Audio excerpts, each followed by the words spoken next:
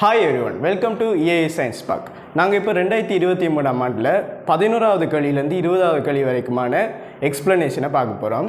இந்த சேனலில் சப்ஸ்கிரைப் பண்ணாதவர்கள் மறக்காமல் சப்ஸ்கிரைப் பண்ணுங்கள், பக்கத்தில் இருக்கிற பெல் ஐக்கனையும் ப்ரெஸ் பண்ணுங்கள். இப்போ நாங்கள் வீடியோக்குள்ளே போகலாம். ஓகே, இப்போ 11வது கழியை பார்ப்போம்.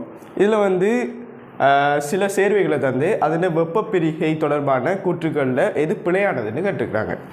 அப்போ முதலாவது பார்த்திங்கன்னா NH4Cl தந்துக்கிறாங்க. அப்போ NH4Cl வெப்பத்துக்கு பிரிஞ்சிச்சுண்டா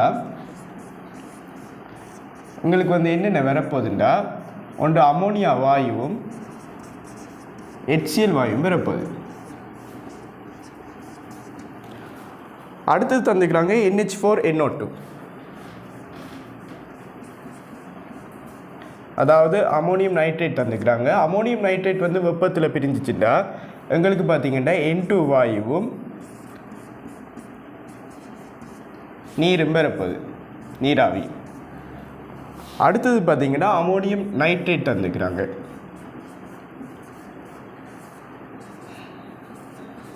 இது வெப்பத்தில் பிரிஞ்சிச்சுட்டா எங்களுக்கு வரப்போகிறது N2O வாயுவும் நீராவியும் பெறப்போகுது.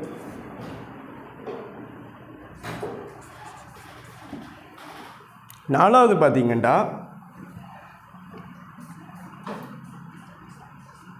Ammonium carbonate. இது வெப்பத்துக்கு பிரிஞ்சிச்சுட்டா எங்களுக்கு வரப்போகிறது அமோனியா வாயுவும் CO2 வாயுவும் நீராவியாகவும் இருக்கப்போகுது. கடைசியாக பார்த்திங்கன்னா எங்களுக்கு அமோனியம் குரோமேட் தந்துக்கிறாங்க.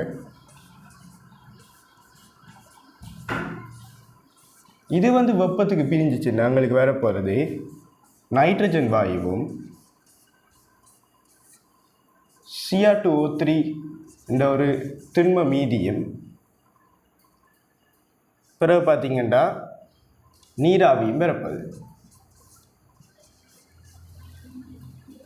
அப்போ பார்த்திங்கன்னா இதில் முதலாவது கூற்று பார்ப்போம். உப்புக்களில் 2 மாத்திரம் அமோனியா வாயுவை ஒரு விளைபொருளாக தருகின்றன. அப்போ பார்த்திங்கன்னா இதில் பார்த்திங்கன்னா NH4Cl அமோனியா வாயு தருது. அதே மாதிரி பார்த்திங்கன்னா NH4 அதாவது அமோனியம் கார்பனேட் ஒரு அமோனியா வாயு தருது.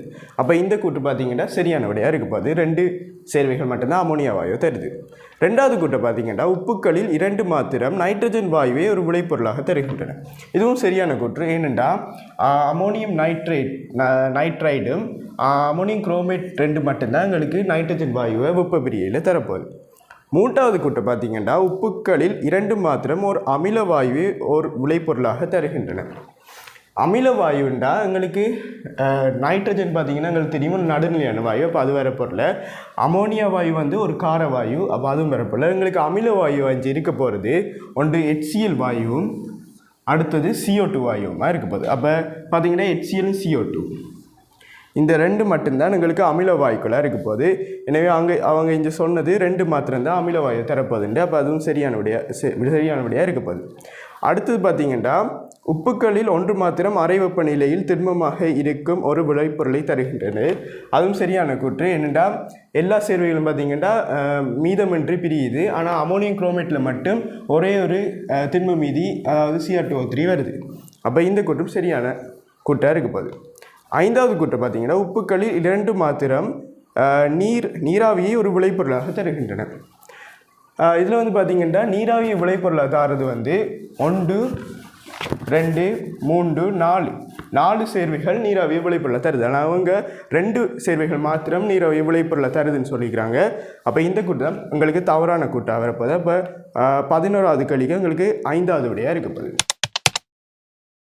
12வது கழியை பார்த்திங்கன்னா இது ஒரு pH சம்மந்தமான ஒரு கழியாக இருக்கப்படுது. அதாவது ஒரு pH வளையை தந்துக்கிறாங்க. அதை வச்சு கொண்டு சில கூற்றுக்கள் கேட்டுக்கிறாங்க. அதில் இது பிழையான கூற்றுன்னு கேட்குறாங்க. அப்போ முதலாவது கூற்றை பார்த்தோம்னா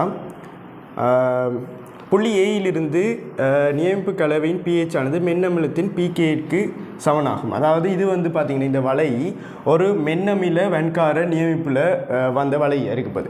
அப்போ இதில் புள்ளி A என்ற ஒரு புள்ளி இருக்குது. அதில் இருக்கிற கலவையின் pH அதுன்ற pKa பெருமானத்துக்கு சமன் என்று சொல்கிறாங்க.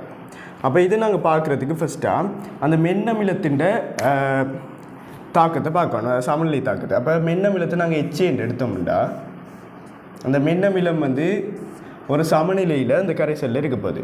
அதாவது அது பிரிஞ்சு H +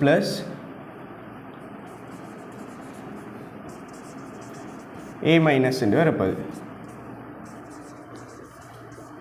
அப்போ இதுக்கு நாங்கள் வந்து இதுக்கான கேக்கான கோவை எழுதினோம்னா எங்களுக்கு வந்து H+ செறிவு இன்ட்டு A- செறிவின் கீழ் HA செறிவு வரப்போகுது.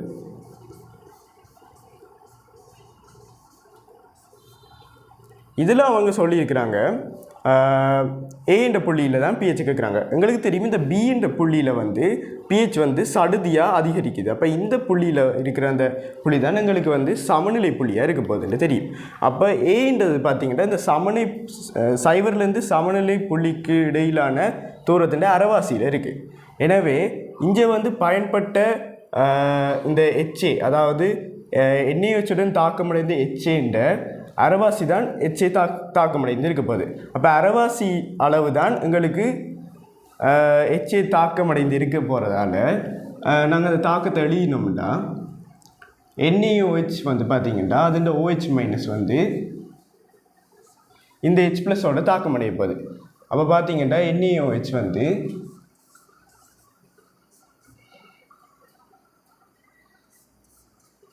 எங்களுக்கு HAயோட தாக்கம் அடைஞ்சு எங்களுக்கு வரப்போகிறது வந்து NaA என்ற உப்பும் நீருமாக இருக்க போகுது. அப்போ சமநிலை புள்ளின்ற அரைவாசி அளவு புள்ளி ஏயில் தாக்கம் அடைஞ்சபடியாக எங்களுக்கு அரைவாசி அளவு HA பயன்பட்டுருக்க போகுது. அதே மாதிரி அரைவாசி அளவு NaA உருவாகிருக்க போகுது. அப்போ இங்கே வந்து உருவாகிய என்ன A- அளவு எங்களுக்கு அரைவாசியாக இருக்க போகுது. அதே மாதிரி பயன்பட்ட HAயும் எங்களுக்கு அதே அளவாக தான் இருக்க போகுது. எனவே நாங்கள் இங்கே வந்து A- HAயும் வந்து வெட்டி விடலாம். எனவே எங்களுக்கு வந்து இங்கே வந்து KA வந்து H+ என்ற சரிக்கு சமனாக இருக்க போகுது. எனவே நாங்கள் ரெண்டு சைடும் வந்து மைனஸ் லோக்கால் பெருக்கினோம்னா எங்களுக்கு வந்து pKa = pH வரப்போகுது. எனவே அவங்க இங்கே கேட்டிருக்கிறது இந்த கரைசலில் புள்ளி ஏயில் வந்து pH வந்து pKa பெருமானத்துக்கு சமனாக இருக்குண்டு. அப்போ சமனாக இருக்குது. அப்போ இந்த கூற்று வந்து சரியான விடையாக இருக்க போகுது. அடுத்த ரெண்டாவது கூற்று பார்த்திங்கன்னா புள்ளி ஏயில் நியமிப்பு கலவையில் எஞ்சியுள்ள மென்னமிலத்தினதும் அதன் இணைமூலத்தினதும் செறிவுகள் சமனாகும்னு கேட்டிருக்காங்க.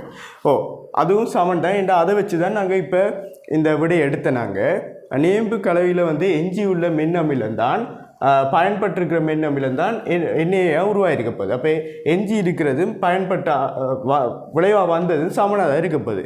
ஏண்டா இது வந்து புள்ளி ஏயில் வந்து எங்களுக்கு மென்னமிலத்தின் அரைவாசி தான் பயன்பட்டிருக்க போகுது.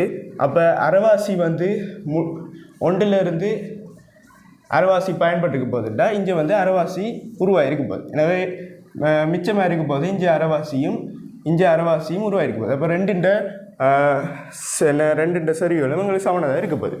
அப்போ இந்த கூட்டம் சரியான கூட்டாக இருக்க போகுது. மூன்றாவது கூட்டம் பார்த்திங்கன்னா புள்ளி பியில் நியமிப்பு கலவையில் H+, OH- ஆகியவற்றின் செறிவுகள் சமனாகும் சொல்லிக்கிறாங்க. அப்போ புள்ளி பி பார்த்திங்கன்னா அங்கே வந்து சமநிலை புள்ளியாக இருக்க போகுது. ஏனென்றா அங்கே வந்து சடுதியான pH மாற்றம் எங்களுக்கு ஏற்பட்டிருக்க போகுது. அப்போ சமநிலை புள்ளியில் பார்த்திங்கன்னா எங்களுக்கு இந்த மென்னமிலம் முற்றுமுழுதாக முடிஞ்சிருக்க போகுது. அப்போ சமநிலை புள்ளியில் எங்களுக்கு இருக்க போகிறது வந்து என்னென்ன பார்த்திங்கன்னா இந்த உப்பு மட்டும்தான் இருக்க போகுது, NaA என்ற உப்பு. அப்போ நியமிப்பு கலவையில் H+, OH- ஆகியவற்றின் செறிவுகள் சமனாகும் சொல்லிக்கிறாங்க. அது சமனாக இருக்காது. ஏனென்றா எங்களுக்கு தெரியும் இந்த NaA உப்புன்றது எங்களுக்கு பிரிஞ்சு Na+ மற்றும் A- என்ற ரெண்டு அயன்களை உருவாக்குவது. இதில் வந்து பார்த்திங்கன்னா இந்த A- என்ற அயன் வந்து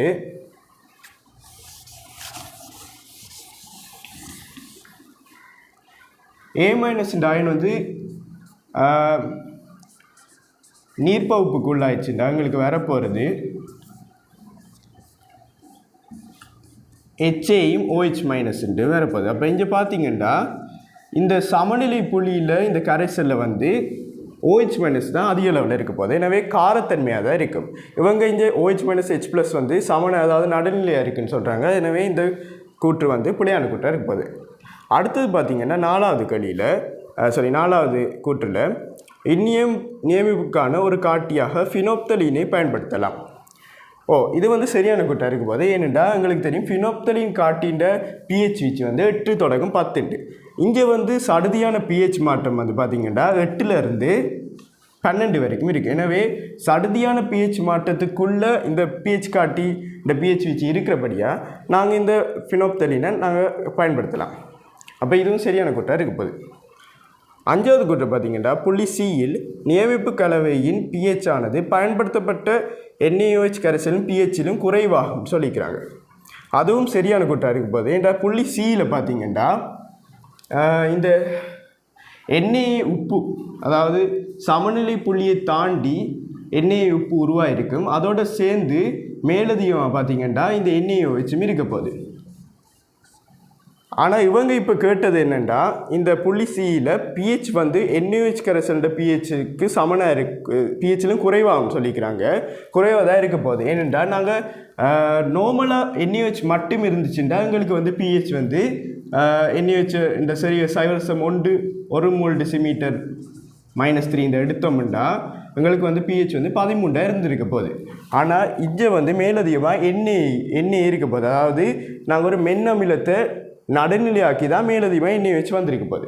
எனவே இந்த NaOH வந்து ஒரு ஐதாக்களினூடாக வந்திருக்கிற NaOH. அப்போ ஐதாகிறபடியாக கட்டாயம் இந்த செறிவு வந்து குறைஞ்சிருக்கும். இப்போ 13 விட கட்டாயம் இந்த NaOH கரைசல் அதாவது இந்த புள்ளி Cயில் இருக்கிற கரைசல்ட pH NaOH கரைசல்ட pHஐ விட குறைவாக தான் இருக்க போகுது.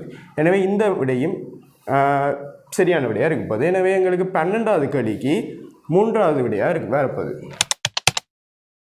13வது கேள்வி பார்த்திங்கன்னா ஆர்கானிக் சம்மந்தமான கேள்வியாக வந்திருக்கு.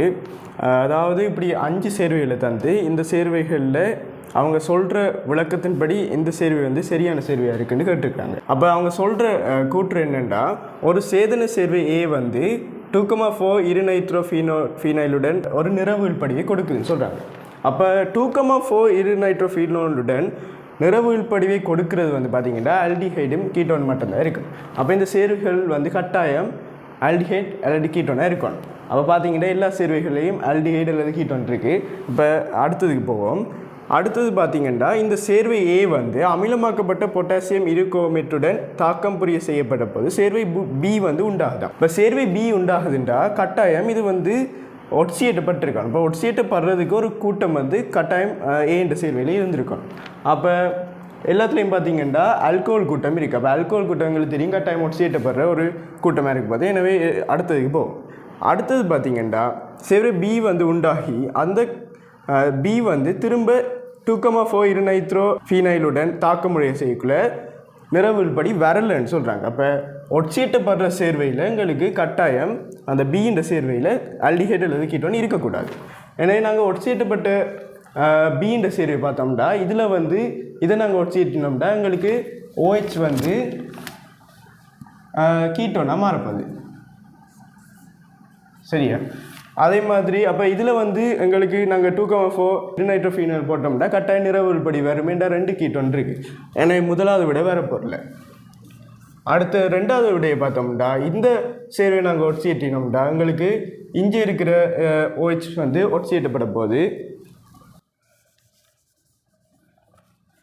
ஒட்சியேட்டப்பட்டு எங்களுக்கு கார்பாக்சிலிக் அமிலம் வரப்போகுது. ஆனால் இது ஒட்சியேட்டப்பட்டாலும் எங்களுக்கு இங்கே வந்து ஒரு கீட்டோன் இருக்கிறபடியாக கட்டாயம் இதுவும் 2,4 இருநைட்ரோஃபீனாயிலுடன் நிறவுகள் படியை தரப்போகுது. அப்போ இதுவும் வரப்போகல. 3வது பார்த்திங்கன்னா 3வதுல ஆல்டிஹைடும் இருக்குது. அதே மாதிரி இங்கே OH கூட்டமும் இருக்குது. அப்போ OH கூட்டம் வந்து எங்களுக்கு தெரியும் இது வந்து ஒட்சியேட்டப்பட்டு இஞ்சால வந்து ஒரு கூச் கூட்டம் வரப்போகுது. அதே மாதிரி ஆல்டிஹைட் வந்து ஒட்சியேட்டப்பட்டு எங்களுக்கு இஞ்சால ஒரு கூச்சு கூட்டம் வரும். இந்த சேர்வை அதாவது B சேர்வையில் பார்த்திங்கன்னா 2,4 இருநைட்ரோஃபீனோட தாக்கம்ன்றதுக்கு ஆல்டிஹைட் அல்லது கீட்டோன் இல்லை. எனவே இந்த சேர்வை தான் எங்களுக்கு விடையாக வரப்போகுது. 4வது கூட்டம் பார்த்திங்கன்னா 4வதுல வந்து இங்கே ஆல்டிஹைட் இருக்குது, இங்கே OH கூட்டம் இருக்குது. அப்போ ஆல்டிஹைட் எங்களுக்கு தெரியும் அது வந்து கார்பாக்சிலிக் அமிலமாக மாறப்போகுது ஒட்சியேற்றப்பட்டு. அதே மாதிரி இங்கே இருக்கிற OH கூட்டம் வந்து ஒரு கீட்டோனாக மாறப்போகுது. எனவே இங்கே ஒரு கீட்டோன் இருக்கக்கூடிய கட்டாயம் இதுவும் நிறவழுப்படியே தரப்போகுது. அப்போ இதுவும் வரப்போகல. அடுத்தது பார்த்திங்கன்னா இங்கே வந்து அதே மாதிரி ஒரு கார்பாக்சிலிக் அமில கூட்டமும் இஞ்சால வந்து ஒரு கீட்டோன் பெறப்போகுது. அப்போ இதுவும் நிறவழுப்படி தரப்போகுது.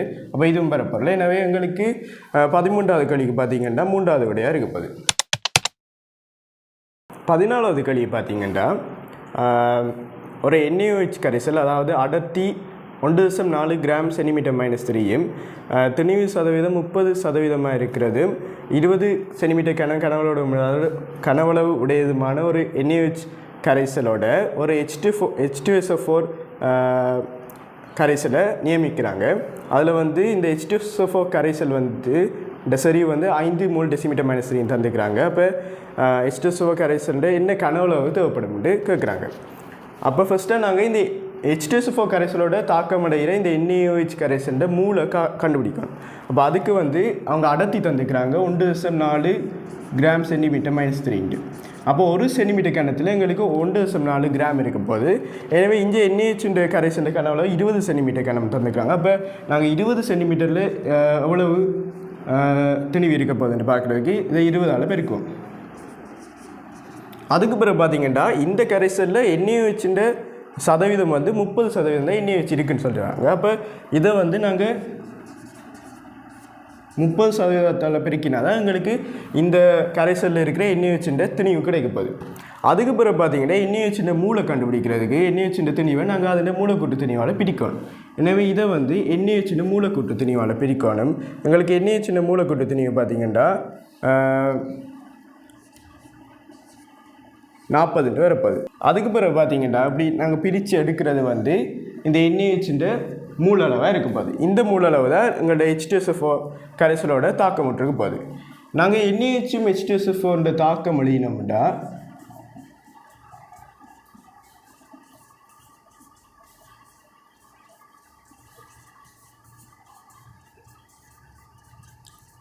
அந்த தாக்கத்தை சமப்படுத்தினோம்னா எங்களுக்கு 2 NaOH ஒரு H2SO4 இருப்பது. அப்போ NaOHக்கு H2SO4க்கான வீதம் வந்து 2 கொண்டுட்டு இருக்கப்படியாக H2SO4 மூல் இந்த மூலோட அரைவாசியாக இருக்க போகுது. எனவே இதை நாங்கள் அரைவாசியால் பெருக்கணும். அதுக்கு பிறகு எங்களுக்கு இது வந்து H2SO4 மூளை தரப்போகுது. எங்களுக்கு அவங்க கேட்டது வந்து H2SO4 கனவளவு. அப்போ எங்களுக்கு தெரியும் வந்து செறிவு சமன் மூலின்கள் கனவளவு. அப்போ கனவளவு காணோம்னா நாங்கள் மூளை வந்து செறிவால் பிரிக்கணும். எனவே இந்த விடையை நாங்கள் திரும்ப இந்த H2SO4 செறிவால் பிரிக்கணும். அந்த செறிவு வந்து அவங்க 5 மோல் டெசிமீட்டர்-3 தந்துக்கிறாங்க. அப்போ இதால் நாங்கள் பிரித்து எடுத்தோம்னா அந்த விடை வந்து எங்களுக்கு 21 சென்டிமீட்டர் கனமீட்டர் இருப்பது. அது வந்து பார்த்திங்கன்னா 2வது விடையாக இருக்க போகுது. 15வது கேள்வி பார்த்திங்கன்னா ஹீலியம் மற்றும் நியோன் 2 வாயுக்கள் தந்துக்கிறாங்க. இந்த 2 வாயுக்கள் வந்து சம திணிவுகளுடைய, அதாவது 2 வாயுக்கள திணிவுகளும் சமனாக இருக்குன்னு சொல்கிறாங்க. இந்த கொள்கலத்தில் இருக்கிற இந்த 2 வாயுக்கள அமுக்கம் Pன்னு சொல்கிறாங்க. இப்போ இந்த ஹீலியம் வாயுண்ட பகுதி அமுக்கத்தை கேட்டுக்கிறாங்க. அப்போ நாங்கள் இதுக்கு வந்து பயன்படுத்துக்கோ எங்களுக்கு தெரியும், ஒரு வாயுண்ட பகுதி அமுக்கம் காண்றது எங்களுக்கு தெரியும். அதாவது PHE காண்றதுக்கு நாங்கள் அதன் மொத்த அமுக்கத்தை அதன் மூல் பின்னத்தால் பெருக்கும். அப்போ இதில் எங்களுக்கு மொத்த அமுக்கம் Pன்னு தெரியும். நாங்கள் கண்டுபிடிக்க வேண்டியது இந்த மூல் பின்னம். அவங்க சொல்லிக்கிறாங்க 2 திணிவும் சமனாக இருக்குண்டு. அப்போ எங்களுக்கு தெரியும் ஒரு வாயுண்ட மூளை கண்டுபிடிக்கிறதுக்கு அந்த வாயுண்ட திணிவை அதன் மூலக்கூட்டு திணிவால் பிரிக்கணும். இங்கே வந்து HE மற்றும் நியோன் 2 வாயுக்களோட திணிவும் சமனாக இருக்குது.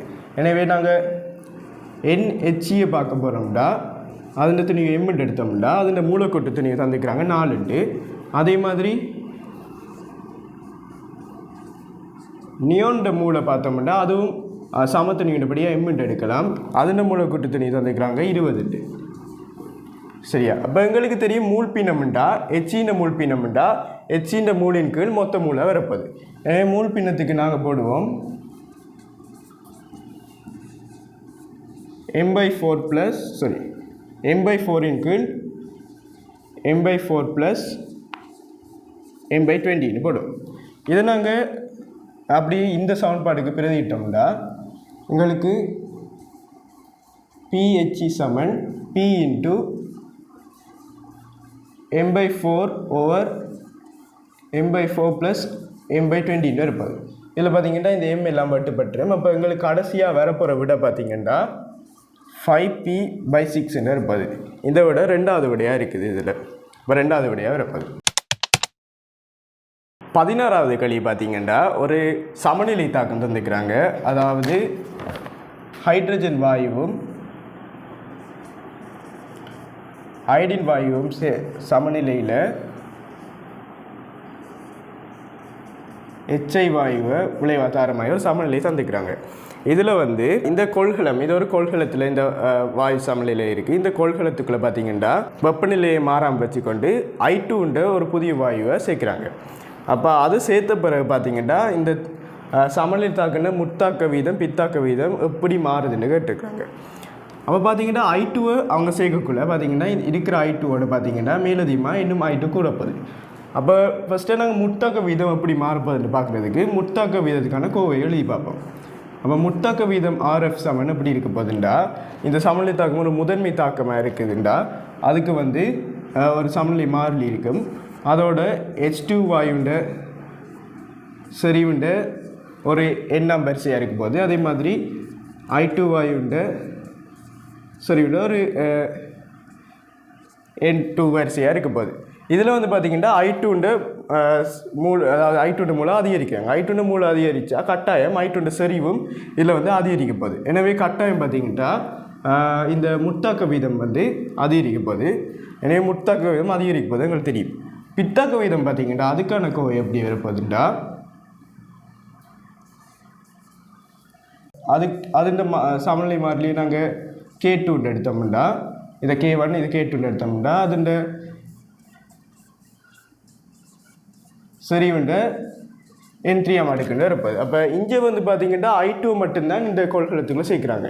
HIக்கு பார்த்திங்கன்னா அது வந்து இந்த சமநிலை சேர்த்த கணத்தில் அது அதே மூலாக தான் இருக்கும்போது அப்போ இருந்தால் அதே மூலாக தான் இருக்கும்போது ஒன்றுமே மாறப்பொருள் எடுப்படியாக எங்களுக்கு இந்த பித்தாக்க வீதம் மாறிலியும் மாறப்பொருள். அப்போ பித்தாக்க வீதம் எங்களுக்கு மாறாமல் தான் இருக்கும்போது எனவே எங்களுக்கு வந்து முத்தாக்க வீதம் அதிகரிக்கப்போது அதே மாதிரி பித்தாக்க வீதம் மாறாமல் இருக்கப்போதுட்டு இருப்பது. அது வந்து பார்த்திங்கன்னா எங்களுக்கு 4வது விடையாக இருக்கும்போது. 17வது கேள்வி பார்த்திங்கன்னா ஒரு மென்னமிலத்தையும் அந்த மென்னமிலத்தின் வேன்கார உப்பையும் தந்துக்கிறாங்க. இந்த ரெண்டு சேர்ந்து ஒரு கரைசலில் இருக்குது. இந்த கரைசலுக்கு பார்த்திங்கன்னா சில துளிகள் அமிலம் சேர்த்த பிறகு இந்த கரைசலின் pH 4.8 அதாவது முதல் இருந்த pHலேயே இருக்குதுன்னு சொல்கிறாங்க. இப்போ பார்த்திங்கன்னா இந்த pH பெருமானம் மாறாமல் இருக்கிறதுக்கு இங்கே என்ன தாக்கம் நடக்குதுன்னு கேட்குறாங்க. அப்போ எங்களுக்கு தெரியும் ஒரு மென்னமிலம் அதாவது இங்கே வந்து மென்னமிலமாக CH3COOH அதாவது அசிட்டிக் அமிலம் தந்துக்கிறாங்க. அதே மாதிரி அந்த வெண்கார உப்பு CH3COONA தந்துக்கிறாங்க. அப்போது ஒரு மென்னமிலமும் அதில் வெண்கார உப்பும் இருக்குதுண்டா அந்த கரைசல் பார்த்திங்கன்னா ஒரு தாங்கல் கரைசலாக இருக்கப்போகுது. அதோடு பார்த்திங்கன்னா இந்த ரெண்டு சேர்வைகளோட செறிவுகள் தந்துக்கிறாங்க. இதோட செறிவு வந்து பார்த்திங்கன்னா 1 mol டெசிமீட்டர் -3 அதே மாதிரி பார்த்திங்கன்னா 100 சென்டிமீட்டர் கனம். இதண்டையும் அதே மாதிரி 1 mol டெசிமீட்டர் -3 100 சென்டிமீட்டர் கனம் தந்துக்கிறாங்க. எனவே ரெண்டுண்ட மூலளவும் சமனாக இருக்கிறபடியாக எங்களுக்கு வந்து இதுண்ட pH வந்து இந்த கரைசலில் pH அதுண்ட pKa பெருமானத்துக்கு சமனாக இருக்கும்போது அப்போ இப்படி pH வந்து pKa பெருமானத்துக்கு சமனாக இருக்கிற கரைசலில் தாங்கல் தன்மை வந்து மிகவும் நல்லா தான் இருக்கும். அதாவது அதுக்கு காரம் அல்லது அமிலம் சில துளியிடப்பட்டால் கட்டாயம் அதோட pH மாறாமல் தான் இருக்கும்போது அது எங்களுக்கு தெரிஞ்சிருக்கணும். அப்போ இதுக்கு வந்து அமிலம் நாங்கள் சேர்த்தோம்னா எங்களுக்கு நடக்கப்போகிற தாக்கம் இந்த அமிலத்தோட இந்த உப்புண்ட அன்னையினோட CH3COO- கரைசலில் இருக்கும் போது அது வந்து அமிலம் சேர்க்கக்குள்ள அதாவது நாங்கள் H+ சேர்த்தோம்னா உங்களுக்கு வந்து என்ன வரப்போகுது அதாவது இப்போ H+ பதிலாக H3O+ போடுவோம். அப்போ எங்களுக்கு அந்த உப்பு வந்து அமிலத்தை வந்து CH3COOH H2O மாற்றி அந்த அமிலத்தை வந்து நடுநிலையாக்க போகுது. அப்போ இதுதான் அவங்க கேட்டிருக்க தாக்கமாக இருக்கும்போது இது வந்து பார்த்திங்கன்னா 2வது விடையாக வரப்போகுது எங்களுக்கு. அப்போ 17வது கேள்விக்கு 2வது விடையாக வரப்போகுது. 18வது கேள்வியை பார்த்தீங்கன்னா ஹீட் செக்ஷன், அதாவது தெர்மோ செக்ஷன் கேள்வியாக இருக்குது. அதாவது ஒரு தாக்கம் தந்துக்கிறாங்க. H2 கேஸும் Cl2 கேஸும் சேர்ந்து HCl வாயுவை உருவாக்குது. இதில் வந்து அவங்க இந்த தாக்கத்தின் சக்தி வரைபடத்தை கட்டுக்கிறாங்க. அப்போ எங்களுக்கு தெரியும் சக்தி வரைபடத்தை பார்க்குறதுக்கு நாங்கள் அது வந்து ஃபஸ்ட்டாக அகவெப்ப தாக்கமாக புறவெப்ப தாக்கமாண்டு தெரிஞ்சிருக்கோம். அப்போ அகவெப்பமாக புறவெப்பமாண்டு பார்க்குறதுக்கு இந்த தாக்கத்தின் வெப்போல்றை மாற்றம் எங்களுக்கு தெரியும். அப்போ அதுக்கு வந்து அவங்க பெருமானங்கள் தந்துக்கிறாங்க. அதாவது HH பிணைப்பு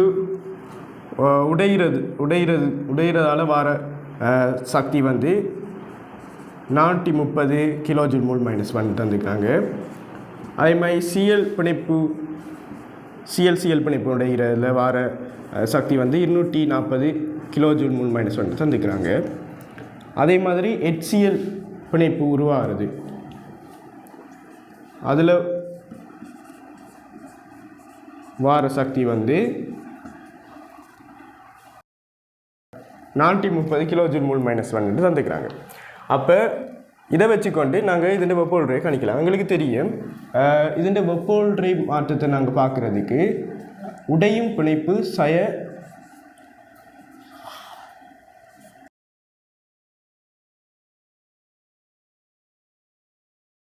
உடையும் பிணைப்பால் வர வெப்போல்றை மாற்றம் உருவாகும் பிணைப்பால் வர வெப்போல்றை மாற்றம்னு போடலாம்.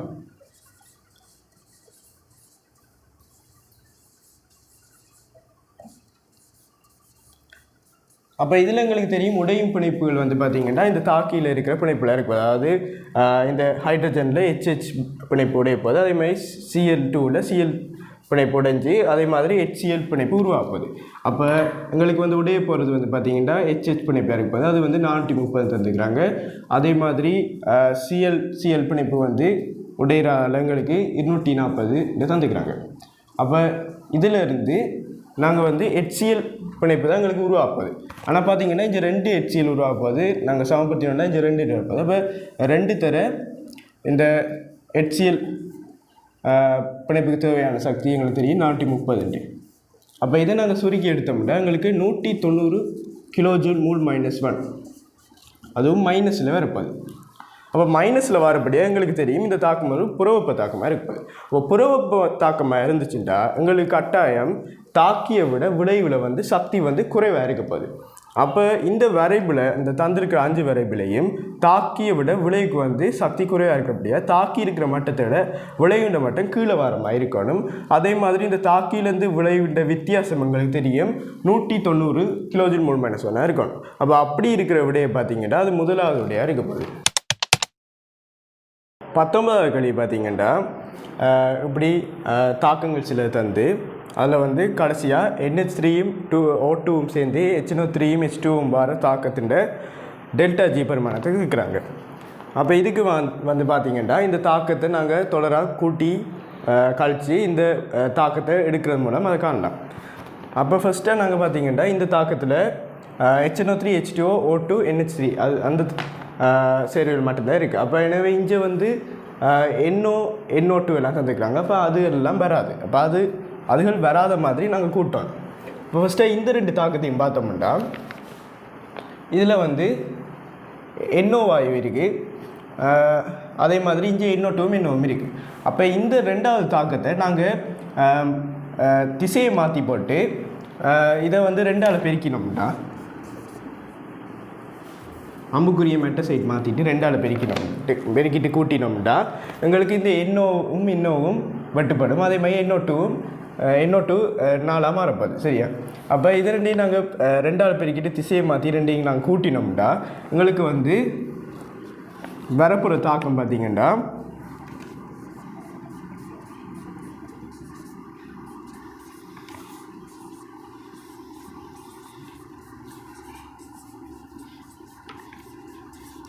இப்படின்ற தாக்கம் இருப்பது. அதே மாதிரி பார்த்தீங்கன்னா இங்கே நாங்கள் 2ஆல் பெருக்கி திசையை மாற்றினபடியாக அங்கே இருக்கிற ΔG பெருமானமும் 2ஆல் பெருக்கப்பட்டு அதில் குறியும் மாறப்பது -ன்னு மாறப்பது. இப்போ எங்களுக்கு இங்கே வந்து 140 வரப்பது, -140 வரப்பது. ஓகே, இனி இந்த தாக்கத்தோட நாங்கள் மூன்றாவது தாக்கத்தை கூட்டுவோம். மூன்றாவது தாக்கத்தை நாங்கள் கூட்டினோம்னா இங்கே இருக்கிற 2 எண்ணோட்டமும் வெட்டுப்பட போகுது. அப்போ மூன்றாவது தாக்கம் பார்த்தீங்கன்னா அடுத்த தாக்கம் உங்களுக்கு எப்படி வரப்போகுதுண்டா கூட்டினோம்டா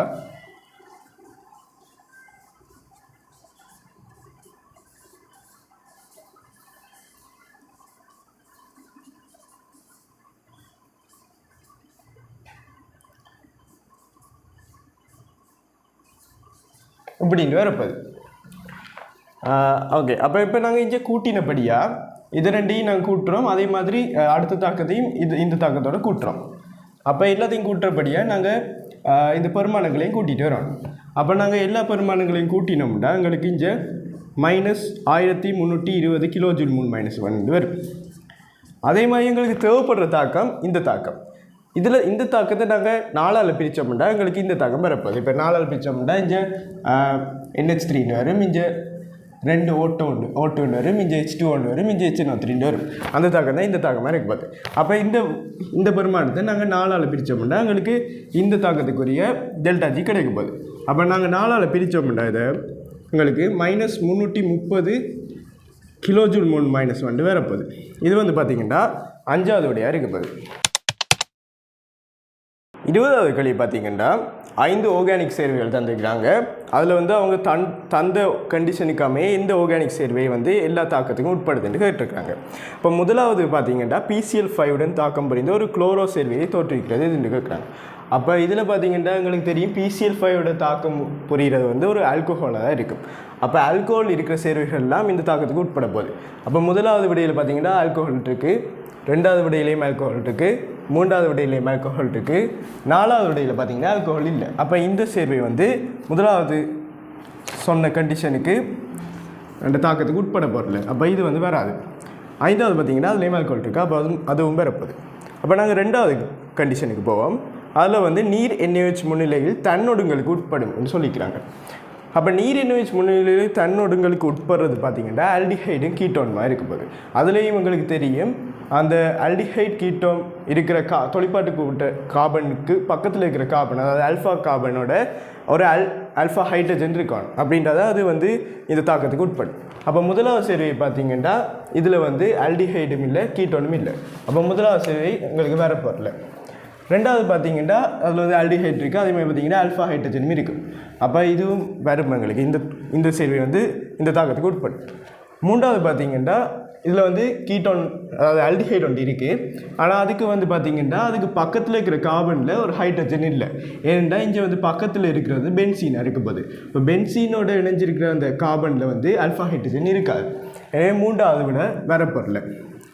4வது விடையை பார்த்திங்கன்னா அதில் வந்து ஒரு கீட்டோன் இருக்குது, அதே மாதிரி பார்த்திங்கன்னா அதுக்கு ஆல்ஃபா ஹைட்ரஜனும் இருக்குது. ஆனால் நாங்கள் முதலாவது கண்டிஷன் படி 4வது நீக்கிட்டோம். எனவே அதை நாங்கள் பார்க்க தேவையில்லை. 5வது பார்த்திங்கன்னா 5வதுல வந்து ஒரு எஸ்டர் தந்துக்கிறாங்க, அதால் இதுவும் அந்த தாக்கத்துக்கு வந்து உட்பட போடல. அப்போ 5வதும் வரப்போரல. அப்போ 2வது கண்டிஷன்லேருந்தே நாங்கள் வந்து எங்களுக்கு வரப்போகிற விட 2வதாக இருக்க போகிறதே எடுத்துடலாம். இன்னும் ஷுவர் பண்ணுறதுக்கு நாங்கள் 3வது கண்டிஷனை பார்ப்போம். லித்தியம் அலுமினியம் ஹைட்ரைடுடன் தாழ்த்தல் தாக்கத்துக்கு உட்படும். உங்களுக்கு தெரியும் லித்தியம் அலுமினியம் ஹைட்ரைடுடன் தாழ்த்தல் தாக்கத்துக்கு உட்படுறது வந்து ஒரு கார்பாக்சிலிக் அமிலமாக இருக்கும், எமைடாக இருக்கும், ஆல்டிஹைடாக இருக்கலாம், கீட்டோனாக இருக்கலாம், எஸ்டஸாக இருக்கலாம். இப்போ இங்கே பார்த்திங்கன்னா ஒரு ஆல்டிஹைட் இருக்குது. எனவே இது கட்டாயம் 3வது தாக்கத்துக்கும் உட்பட போகுது. எனவே உங்களுக்கு 20வது கேள்விக்கு பார்த்திங்கன்னா 2வது விடையாக இருக்க போகுது.